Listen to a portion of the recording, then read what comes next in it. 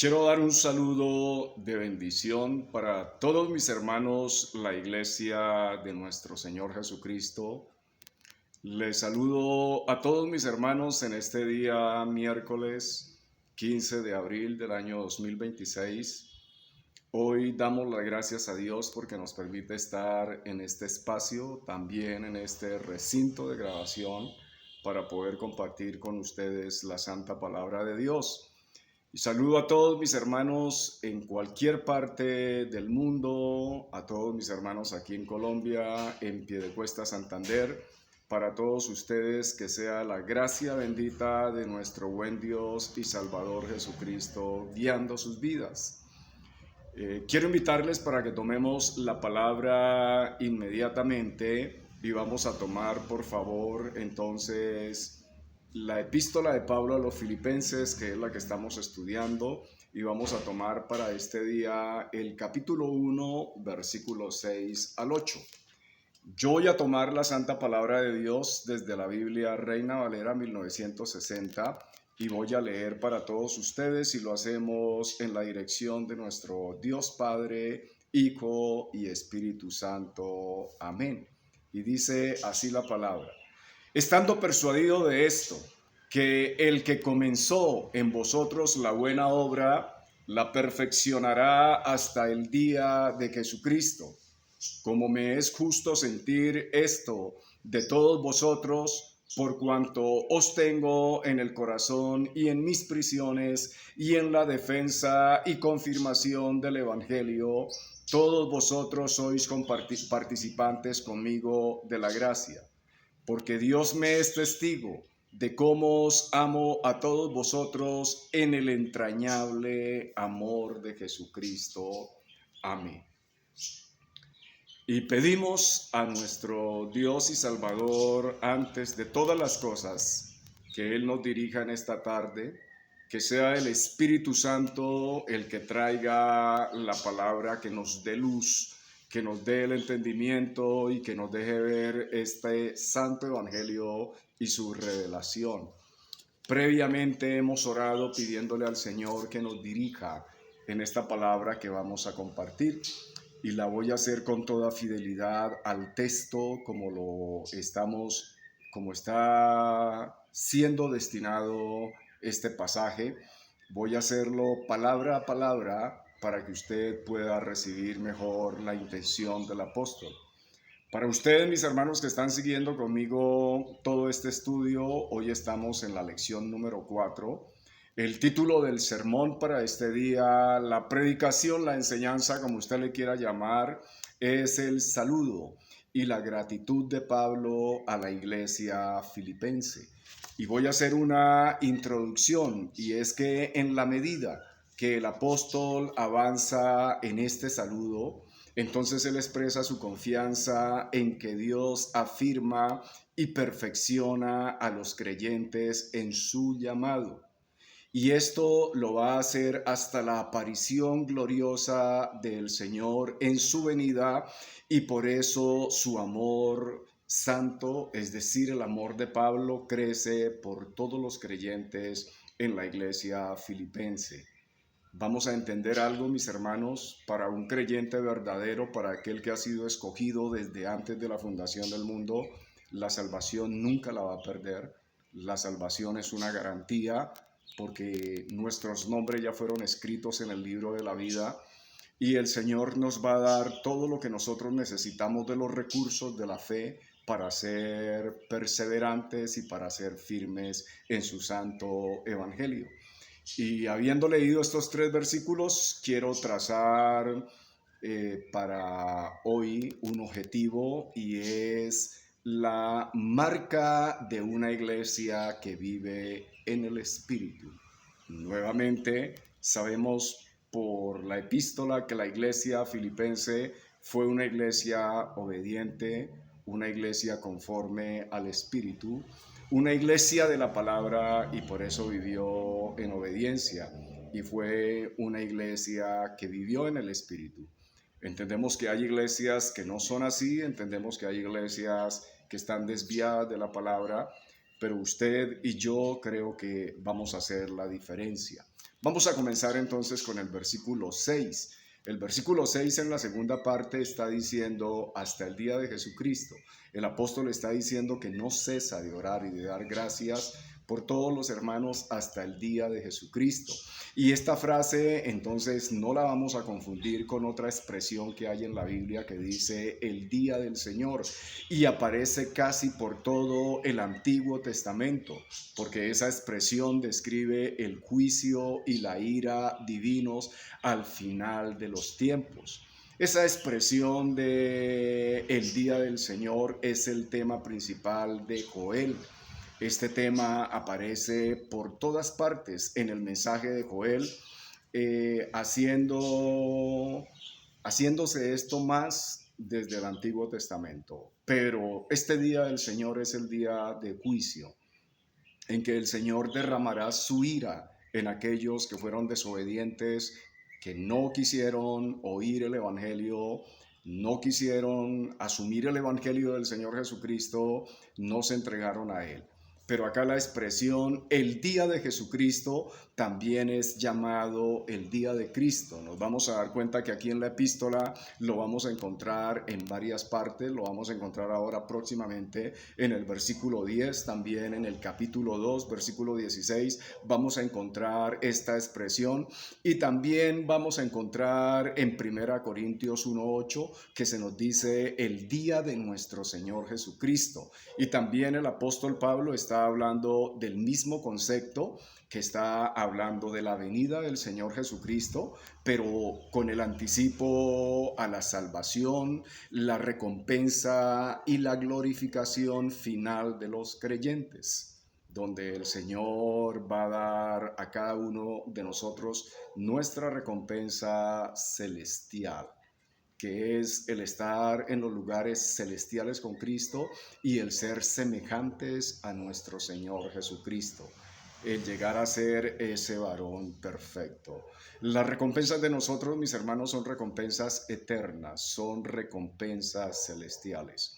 No hay ninguna riqueza terrenal, nada de este mundo que se pueda comparar a una riqueza celestial. Por ello, la predicación del Evangelio no está prometiendo cosas terrenas y cosas de esta vida, como muchos lo afirman y como muchos lo hacen ver extraviando las Escrituras. Ese no es el mensaje de la palabra del Señor. Si lo comparamos nosotros también con el capítulo 1 de Filipenses, versículo 3, y después en el mismo capítulo 1, los versículos 10 al 15, nos van a dejar ver todo esto, lo que el apóstol Pablo nos habla. Y es que él no cesa de orar, y él tiene a la iglesia en su corazón, a la iglesia filipense, lo mismo que a toda la iglesia del Señor, y ora por ella para que la iglesia persevere hasta la aparición de nuestro Señor Jesucristo. Entonces, ningún creyente perderá la salvación, sin importar cuántas cosas en su vida tenga que afrontar. El versículo 7 nos dice, como me es justo sentir esto de todos vosotros. Entonces Pablo siempre se goza en la verdadera militancia, de los creyentes, pues es una muestra de que no ha corrido en vano. El ministerio del apóstol Pablo fue para glorificar al Señor, pero su fin era presentar perfecto en Cristo Jesús a todo hombre. Y por ello el esfuerzo del apóstol Pablo para que todos nosotros lleguemos a la madurez espiritual, que también se llama santidad. Entonces, esto quiere mostrar el apóstol Pablo de que él no ha corrido en vano, ni que en vano ha trabajado. El apóstol siente esto por cuanto lleva a la iglesia en el corazón. Aquí el apóstol está utilizando esa expresión que lo lleva en el corazón, y esta expresión de llevar en el corazón es una palabra bíblica muy común que se emplea para describir el centro del pensamiento y el centro de los sentimientos. Eso es el corazón. Si miramos nosotros Proverbios 4:23, nos va a decir, sobre toda cosa guardada, guarda tu corazón porque de él mana la vida. En el corazón está la sabiduría. En el corazón está el entendimiento que nos acerca a Dios para nosotros hacer su voluntad. Y sigue diciendo, y en mis prisiones. Entonces para Pablo tiene sentido que vale la pena el estar en extremas condiciones por causa de la iglesia del Señor. Para el apóstol Pablo es una gloria el tener que padecer todas las cosas que le han venido, pero hacerlo por la iglesia del Señor. Por eso, cuando comenzamos la epístola, él dice, quiero que sepáis, hermanos, que las cosas que me han sucedido han redundado más bien para el progreso del Evangelio. Porque cada prisión, porque cada vituperio, porque cada encarcelamiento, cada acto de violencia que vivió el apóstol Pablo, todo esto redundó para que él pudiera predicar al Evangelio. Estando preso le predicó a todos los que él pudo, estando en las diferentes situaciones, en naufragios, en lo que él estuvo, todo eso fue una oportunidad muy preciosa para anunciar el Evangelio de Cristo, y entonces por eso él dice que se goza y nos lleva en el corazón y en sus prisiones. Y sigue diciendo, y en la defensa y conformación del Evangelio.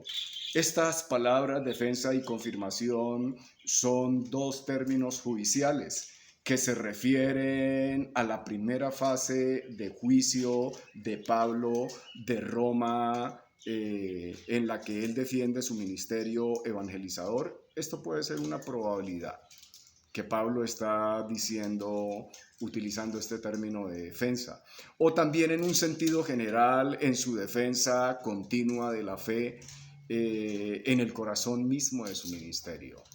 Pablo defendió la fe fue atacada, pero Pablo de una manera sabia y de una manera contundente defendió la fe, defendió el ministerio, defendió la proclamación del Evangelio, no con ningún acto de violencia, sino anunciando siempre a Cristo a través de la Escritura y anunciando las verdades del Evangelio que nos hablaban del Señor Jesucristo.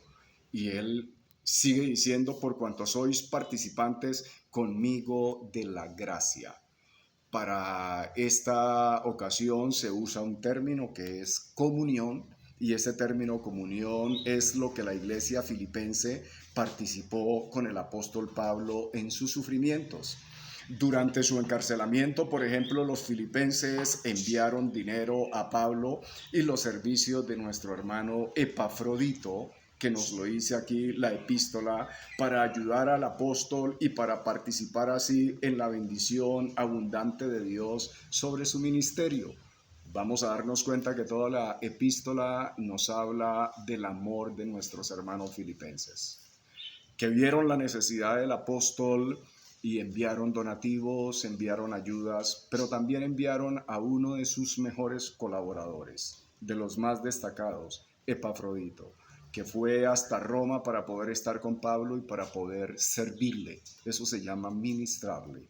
La iglesia filipense fue destacada por ello. Creo que nos da una lección a nosotros, la iglesia de todos los tiempos. Usted, mi hermano, que está hoy escuchando esta disertación, debe ser un colaborador. Usted debe tener una disposición a servir al Señor, a servir a sus servidores. Nosotros como iglesia debemos en todo mostrar nuestra unidad. Y el versículo 8, porque Dios me es testigo de cómo os amo. Entonces el apóstol pone a Dios mismo como testigo de su amor por la iglesia filipense, aunque el pensamiento de Pablo trascendía a la iglesia de todos los tiempos, y dice cuánto os amo en el entrañable amor del Señor Jesucristo. Esto quiere decir un amor desde lo más profundo, un amor desde las entrañas, un amor que se expresa en todo el sentido de la palabra. Es el amor que Pablo sintió por la iglesia, y es el amor que nosotros mismos debemos tener. Cuánto aprendemos, mis hermanos, y permita Dios que en nosotros esté ese sentir y aprendamos del apóstol Pablo. Espero que esta palabra le edifique, Reciba un saludo de este su servidor y amigo. Que Dios me los bendiga y nos vemos en la próxima.